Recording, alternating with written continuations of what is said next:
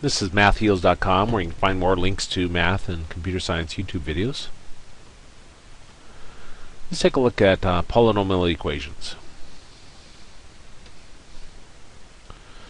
And the first thing we'll talk about, as soon as I get my pen working, there it goes, is the zero factor property.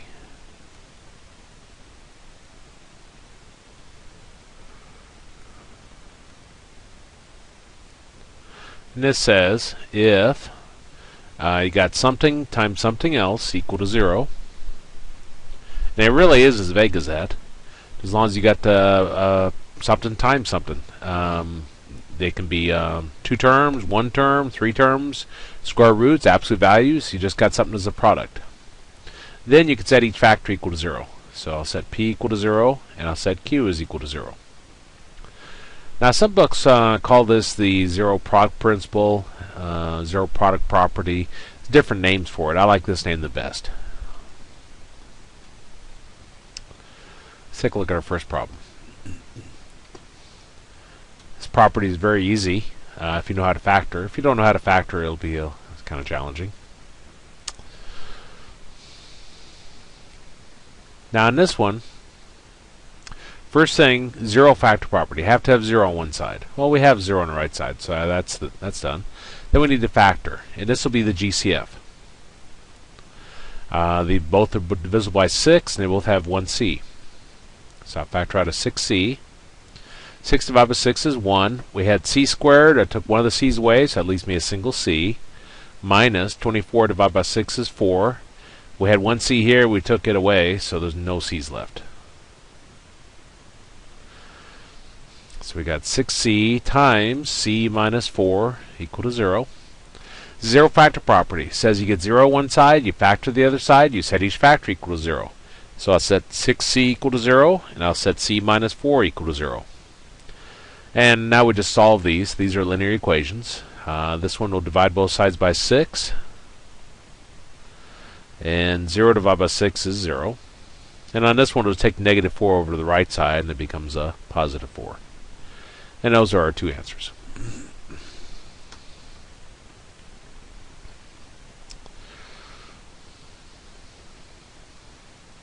Okay, problem number 2. We've got y squared minus 14y equals negative 49. And we want to use the same property. Instructions are to solve. And when it's more than a linear equation where you have like second power, third power, and above, use the zero factor property. Try to get 0 on one side, try to factor it. If that doesn't work, there's some other techniques we'll see later on. But the first thing I notice here, it doesn't have 0 on the right side. So I'm going to take that negative 49 and move it to the left side. So we've got y squared minus 14y plus 49 equal to 0. Now this is the PSD method. We got y squared, y, no y, and there's no number in front of our y squared. PSD, we take the number at the end of 49, ignoring signs. If it was negative 49, we'd still just take 49. And we'll come up with our 3 columns. Our product column, our S column for sum, and D for difference. The product column, we're going to list all the products give us 49. We got 1 times 49. 2, no, 3, 4, 5, 7 times 7. In the S column, sum, we're going to add these together. 1 plus 49 is 50. 7 plus 7 is 14. In the difference column, we want to subtract them, smaller from larger. 49 minus 1 is 48. 7 minus 7 is 0. Now the number we're looking for is a number in our middle term, which is 14, which is right here, which means we use 7 and 7.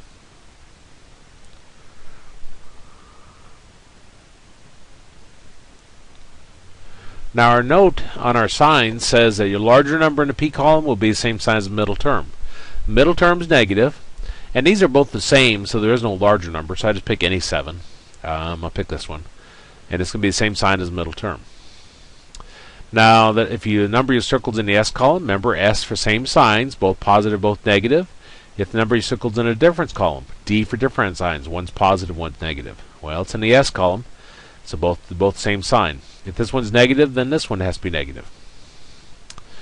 Zero factor property says you get 0 on one side, you factor the other side, you can set each factor equal to 0. Now these are both the same, so it doesn't do me any good to set both of them equal to 0. So I'll set y minus 7 equal to 0 and solve for y, and we get y is equal to 7. Now pretty much in intermediate algebra we're happy with that answer. We'll find later on in college algebra we'll want to have as many answers as our largest power, our degree. Which means we'd write it y is equal to 7, y is equal to 7. You write them both down. Or you write y is equal to 7 and multiplicity of 2 to indicate there's 2 it repeats. But for now we won't worry about that. Let's look at our third problem.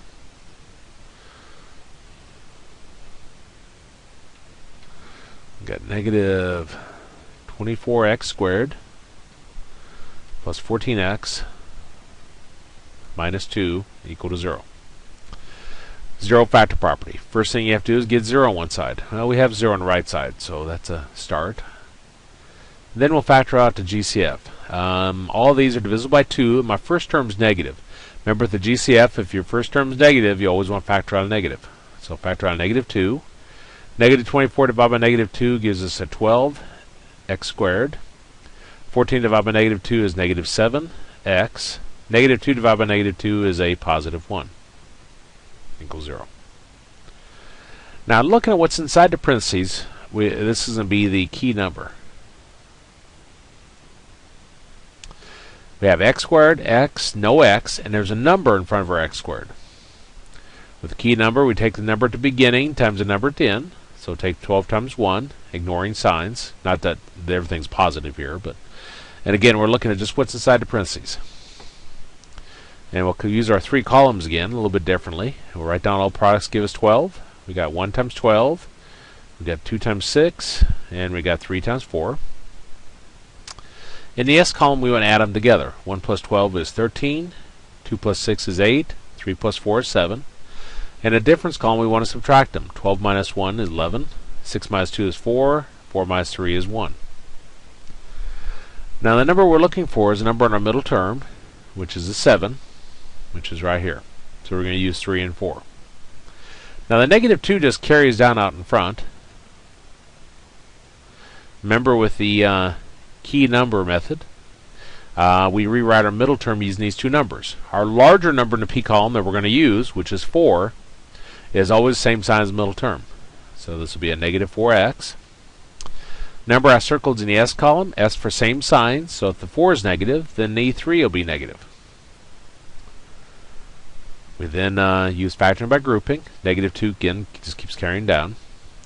Looking at my first group here, the 12x squared minus 4x, they have a 4x in common.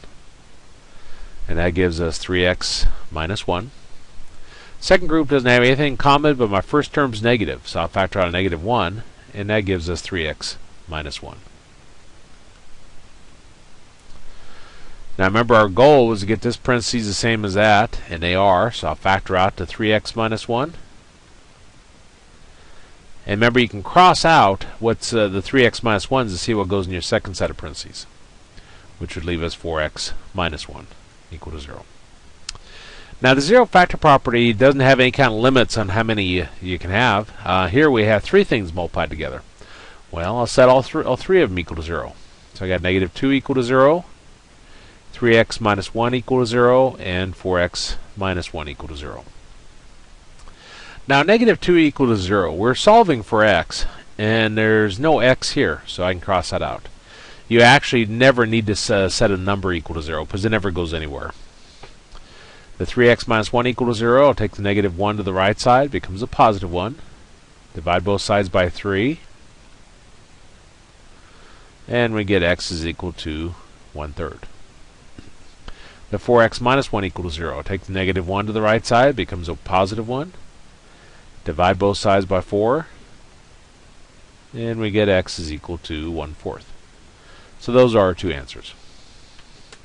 You'll find, and again, we don't really talk about this too much in intermediate algebra, but in college algebra. But you find in college algebra, if you're dealing with polynomials, your largest power tells you how many answers you're going to have. Since we had an x squared, that means we're going to have 2 answers. Now, they could be repeated, or they could be imaginary, which we'll see later on in this course, but you'll have 2 answers. Let's take a look at this next one. Grab a drink here.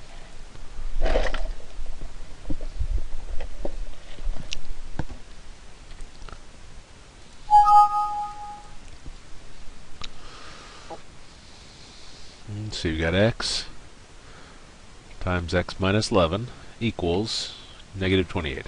Now I always tell my class, well, this is already factored. So can we set each factor equal to 0, set x equal to 0, and x minus 11 equal to 0? And some people catch it right away, some don't. It doesn't have a 0 on the right side, does it? Or any side. It's zero factor property. 0 says you need to get 0 on one side first.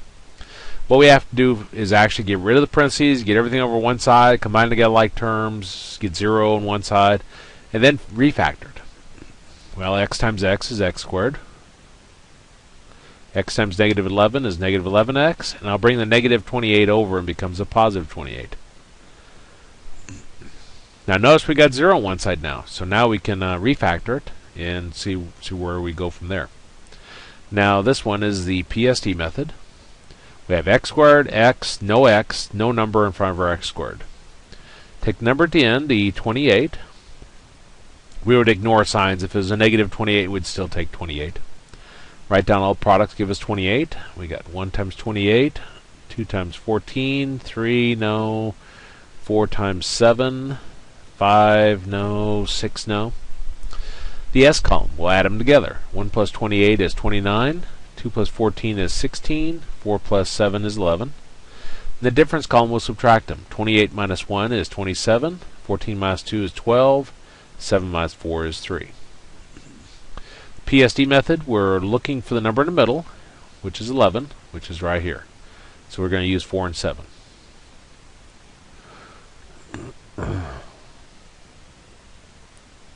Now the larger number in the P column that we're using, which is a 7, is always going to be the same sign as the middle term, which was negative. The number I circled in the S column, S for same signs, so if this one's negative, then this one has to be negative. Zero factor property says you get 0 on one side, you factor the other side, you set each factor equal to 0. So I'll set x minus 4 equal to 0, and I'll set x minus 7 equal to 0. And then we want to solve these. So take negative 4 over, gives us a positive 4. Take negative 7 over, gives us a positive 7. And those are our two answers.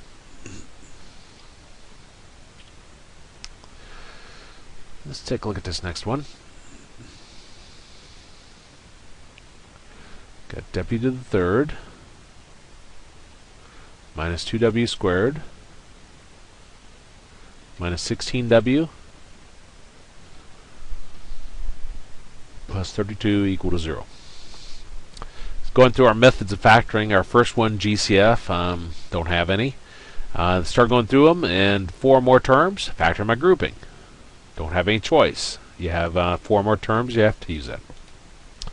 So group the first 2 together, group the last 2 together. First 2 have a w squared in common. Here I had 3 w's, I took 2 of them away, so that leaves me a single w, minus 2, and I had 2 w's and took them both away, so there's no w's left. Negative 16w plus 32, they're both divisible by 16, and the first term is negative, so I'll factor out a negative 16. And that gives us w minus 2. Now our goal was to get these the same, which they are, so I'll factor out the w minus 2. This is... computer's kind of hanging up here. I don't know why that is. There. There.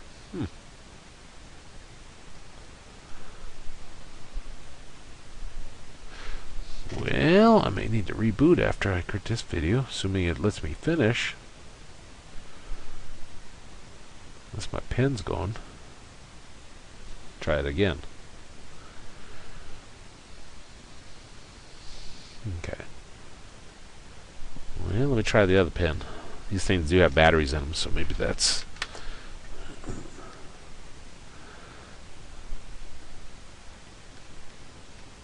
Okay, maybe it's the pen then. I didn't even put any battery in the other one. Okay, I factor out w minus 2, so that leaves me w squared minus 16.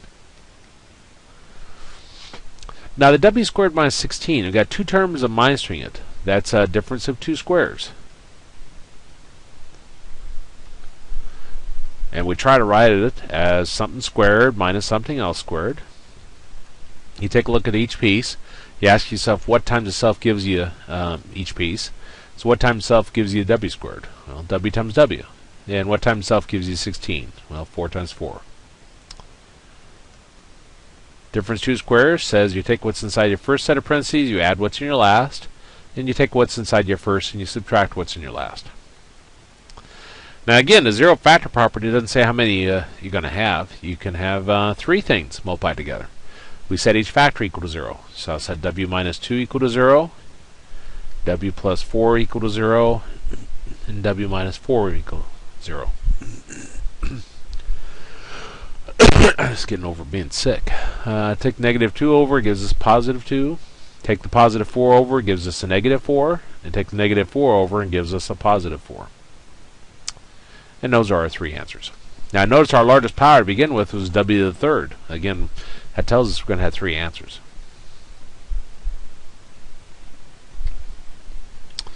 One more example. We got 56 x to the third plus 13x squared minus 3x equal to 0. First thing I notice is I'm writing it down. Well, we have 0 on the right side, so that's good. But the first thing I notice is they all have an x in common. So I can factor out a GCF, factor out an x. And that gives us 56x squared plus 13x minus 3 equal to 0. Now the x doesn't change anything, it just keeps carrying down out in front. Looking at what's inside the parentheses, this is a key number. That's interesting. There. Reason why it's key number is because we have x squared, x, no x, and there's a number in front of our x squared. So with the key number, we take the number at the beginning times the number at the end, ignoring signs. So I got 56 times 3 gives us 168. Write down all products, give us 168. There's 1 times 168, 2 times 84, 3 times something, 56. That's one I usually don't know is one that's up there. 4 times something. Let's see, 4 times 42. 5, no, 6. Yeah. 6 times 12, 48. 6 times 28. 7. Let's see, goes in there 2, 14, 28, 4. 7 times 24. 8. 8 times 21. 9. 9. Don't think so. 10. No. 11. Pretty sure it doesn't. 12. Yeah, 12 does. 1. 48. 4. 12 times 14, I think. That one I'm not quite sure about, but I'm too lazy to pick up my calculator. My S column, I want to add these together. Plus, I know where my answer is. So 1 plus 168 is 169. 2 plus 84 is 86. 3 plus 56 is 59. 4 plus 42 is 46. 6 plus 28 is 34. 7 plus 24 is 31. 8 plus 21 is 29. 26. Now, difference column subtracts smaller from larger. So that gives us 167, 82, 53, 38, 22, 17, 13, and 2. Now the number we're looking for is a number in our middle term, which is 13, which is right here, which means we're using 8 and 21. Again, the x carries down out in front, doesn't change anything, but you can't drop it. And we're going to rewrite our middle term, the 13x, using those two numbers. Now our larger number that we're going to use, which is the 21, is always going to be the same size as the middle term, which is positive. So we've got plus 21x. Now the number I circled in the difference column, D for different signs. So if the 21 is positive, then the 8 has to be negative. Then I want to factor by grouping. First two have a 7x in common. And that gives us 8x plus 3. Second group has nothing in common, but my first term is negative, so I'll factor out negative 1, and that gives us 8x plus 3. Our goal was to get this parentheses the same as that, which it is, so now I'll factor out an 8x plus 3, and that leaves us 7x minus 1 equal to 0. Okay, zero factor property. It says you get 0 on one side, you factor the other side, you set each factor equal to 0. So set x equal to 0, 8x plus 3 equal to 0, and 7x minus 1 equal to 0. Now the x equals 0 is already solved, so don't have to worry about that. The 8x plus 3 equal to 0, take 3 over, becomes a negative 3. Divide both sides by 8.